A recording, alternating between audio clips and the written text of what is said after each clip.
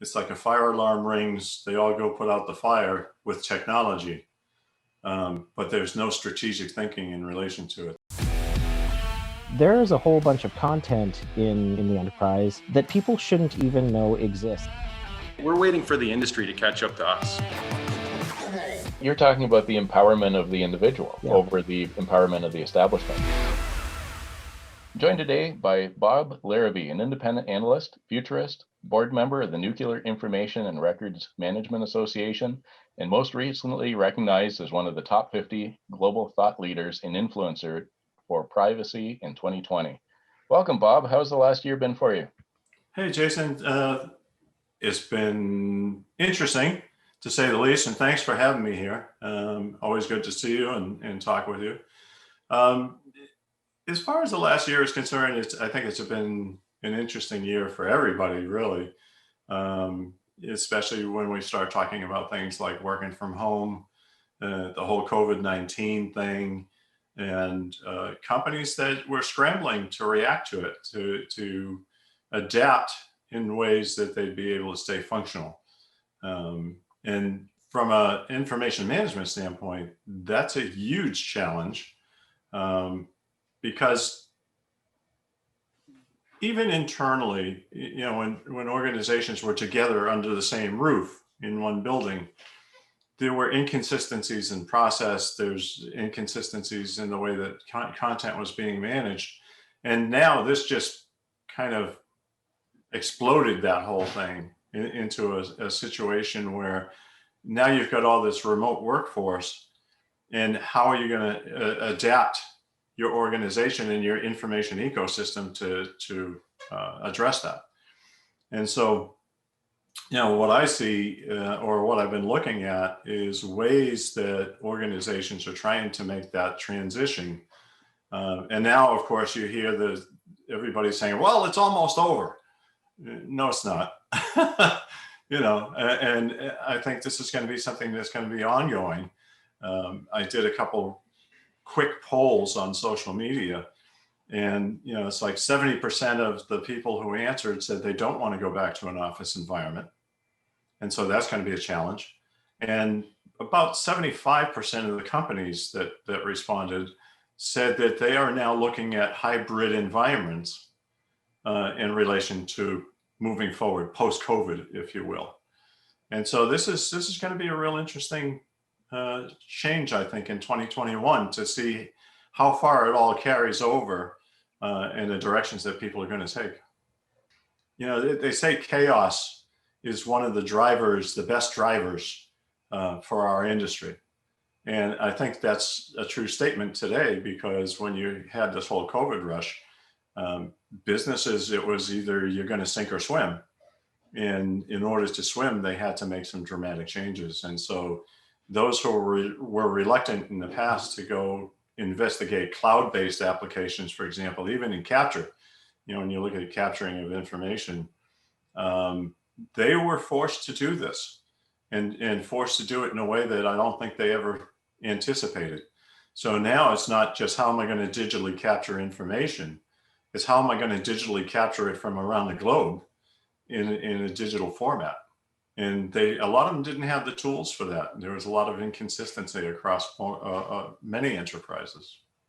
Yeah, it's one of the things that when we were talking earlier, you're talking about NIRMA and how they've taken more of a standards approach than perhaps other peer organizations, which really resonated with me, because I think when you think of the innovation curve, perhaps you and I feel really comfortable at the front of the innovation curve, but a lot of the organizations that we work with, they're happy to be a little bit on the back of the proof curve or a little bit on the laggard curve, because they don't have the time, energy, expense to innovate on something that's not their core business. So do you think a lack of standardization across what workloads go to the cloud, how to capture your information, where to store it, because there is ISO 15000 and others that say this is, once you've stored it, this is the rules that come into play. But there's a whole precursor to that with a lack of standardization.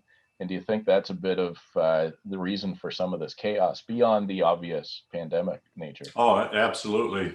I'll admit something here that I don't admit too often. I have some friends that are attorneys, and Sorry to hear that. no offense to an attorney, but basically what they're looking for is inconsistencies when they go into litigation or they go into audits. They're looking for inconsistencies in particular in process and the way that organizations are doing things. And if there is no standardization, and let's expand that even further, if there's no standardization in the industry, then it makes it even more difficult, because what might be a standard way of operating in one facility may not be exactly the same in the next facility. And so they look at it and they say, well, okay, over here, this is the process that they're using, but there is no baseline, so to speak, that they're all using. One of the things that I admire about NERMA is the fact that they actually have a working group, and it's made up of folks from the industry in the front lines themselves that build these technical guidelines. And the technical guidelines are then used across the industry to set that foundational standard, to say, this is the way we as an industry should be functioning. And so they look at things like process, they look at things like technologies. And one of the things that we're kind of moving in a little bit of a different direction with is, I always like to put people first. And so my mantra, and here's a shameless plug, my logo actually reflects this. It's people, process, information, and technology.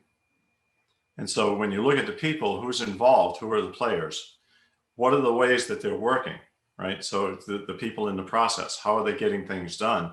What information is related to that process and to those individuals? And then finally, once you understand all of those, and I always say, I like to do process improvement first, technology last. Because what happens is a lot of times it's technology driven projects that get put into place, and they may or may not, and it's most likely may not actually fit what the need is or the requirement is. And so, I like to progress it in that order: is understand the people, understand the process, understand the information, identify it all, and then look at the technology to enhance that. Are people missing the fact that information governance is an infinite game? It is something that you can't win, you just have to play. And they're treating it too much like a baseball game, which has 27 outs, and you do your 27 outs and then you're on to the next game. Mm-hmm. Do you think there's too much of that IT mindset that needs to be changed in order to get things in the order that you're describing, rather than the backwards order that a lot of people have done? Yeah, I think that's the case. Most of what I've seen over the years is a reactionary approach to a situation. It's like a fire alarm rings, they all go put out the fire with technology, but there's no strategic thinking in relation to it. There's nothing that says, okay, we should be able to approach this a little bit differently. And the change element that you mentioned is a big factor. That people, they'll resist change, not necessarily because they don't want to change. I haven't found anybody yet that got up in the morning and said, yeah, I'm going to be the most ornery son of a gun that you've ever met, and I'm not going to change a thing in the way I'm doing things. They can't make me. Most people are open to change. They're just afraid of what it might be and what the impact might be.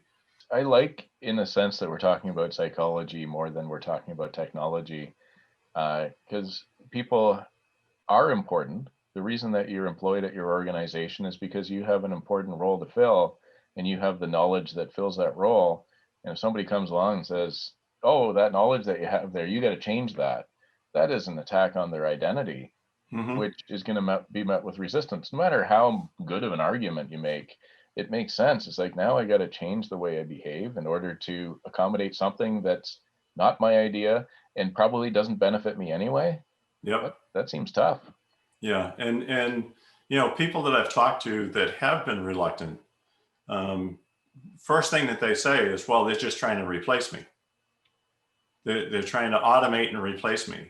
And I always try to put George Clooney had a great movie, Up in the Air, right? Where his job was going around and basically laying people off. He was a professional at it. And, I always looked at it the way he did in that movie, in the sense that it's not a matter of replacing you. It's now giving you an opportunity to do something more in line with what you want to do. What would you really like to do? And so when you start getting people thinking a little bit differently that way, I think that makes a huge difference. It's change management. That's what it has to be. Would it make sense for people to think more of the work that they're doing as being the farm team for the organization, where the whole idea is to graduate the things that you do to be so powerful that you don't have to do them anymore, and then you'll move on to the next high value task that you're going to graduate. So it's like you're developing the players so that they can go to the major league, they can look after themselves. And I think too many people might hoard and say, no, I want to consider that I'm always going to be the champion of this, as opposed to saying I'm going to develop it so that it can stand alone and be powerful on its own. Mm-hmm.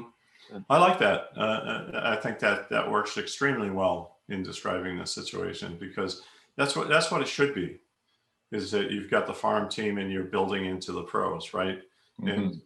And eventually, with things like RPA, robotic process automation, which is the big buzz right now, in a lot of places that I've and a lot of people that I've talked to, the minute you start talking about automation, and especially to the employee population, the very first thing that they think of is, my job is gone. And that's not necessarily the case. I like the farm team approach that you just used, and say, well, you've built this to a certain point where we can now move into a different level. And that means that we can leverage your skills and knowledge to take us in another direction, and take yourself in another direction. I think if it's laid out that way, then people can immediately identify that it's like, if I'm not doing that, then I'm latching on, because technology and knowledge is ephemeral. What it was important 30 years ago is less important today. Yep. And what's going to be important 30 years from now is going to be different than now. So if you're not at least willing to checkpoint these things and saying, okay, I'm going to take on the futurist piece, in addition to being an expert at the thing that I'm doing today, you're almost by definition dating yourself. You've set your own expiry date. Mm-hmm. Exactly. And one of the things too that I'm starting to see more and more of is human resources are very necessary in relation to information management and identifying value, and where value can be gained from bits of information. And so there's a little scenario that I like to paint that says, basically, we have to put everything in context, because without context, the information, the data, has no meaning. And one of my favorites is, I'll just throw out, for example, the number 42. And what is 42? It's got to be the meaning of life for all things. Yeah, there you go. Hitchhiker's Guide. Yeah, absolutely. Yeah. And so now I understand your sense of what 42 is. Yeah. I may have been thinking at that point, it cost me $42 for this shirt. Yeah. And you got a deal. You got a deal on it if you did, especially if it's signed. But it's to understand what is this thing, right? What is 42? And so what we're starting to see is the use of humans. Instead of performing tasks, it's now helping to try and train, in this case, maybe artificial intelligence that's helping to run the automated processes, but to understand context. What is the context of this information? And so, I look at it as data is meaningless. Give it context, it becomes information. When you put information together, it becomes content. And then once it becomes content of a business purpose or regulatory purpose, then it becomes a record, right? And so it's got that progression that says, these are the 4 steps to be able to get to being a record, right? And so the human factor now is playing a big role in identifying the context of information, the context of data, so that we can make it useful and make it even more useful, because I may have a piece of information that I use over and over and over again, but it's also the type of information that you can use in your area. And now we need somebody to be able to identify that, create that profile that says information of this type is not just for Bob, it's also for Jason. I really like that way of thinking. It's abstract enough that it drives many more outcomes than records management, despite the fact that it obviously comes to a point at the records management, but it's the same story arc for if you want to have great behind the firewall search.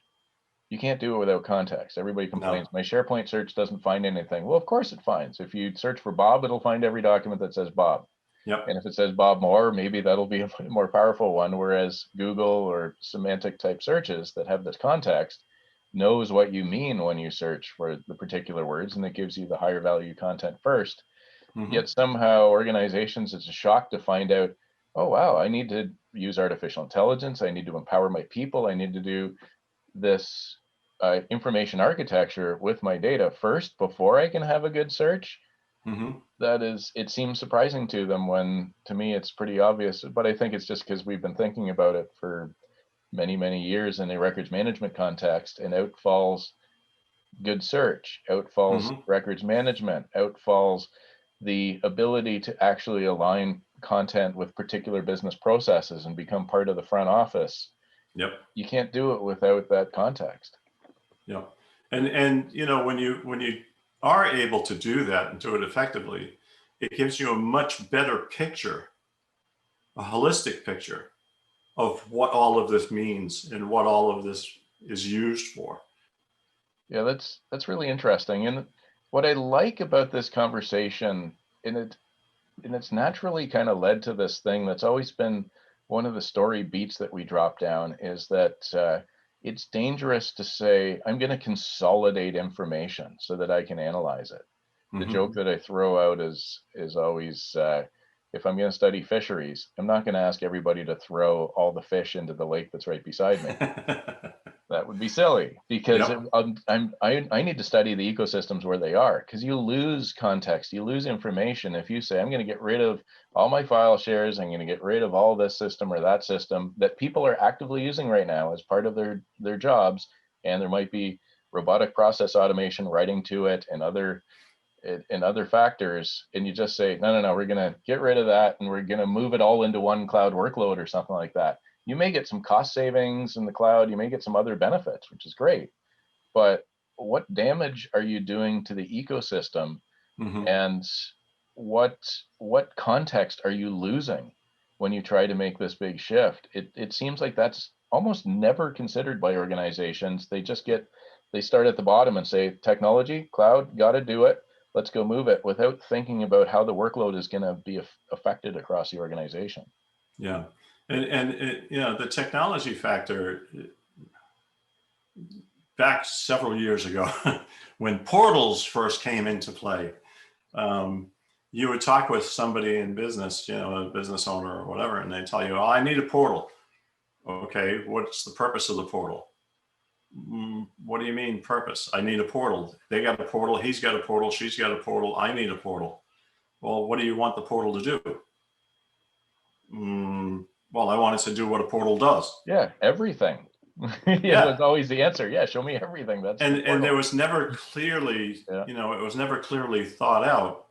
Why do you really need this? Number one, and what do you hope to accomplish with it?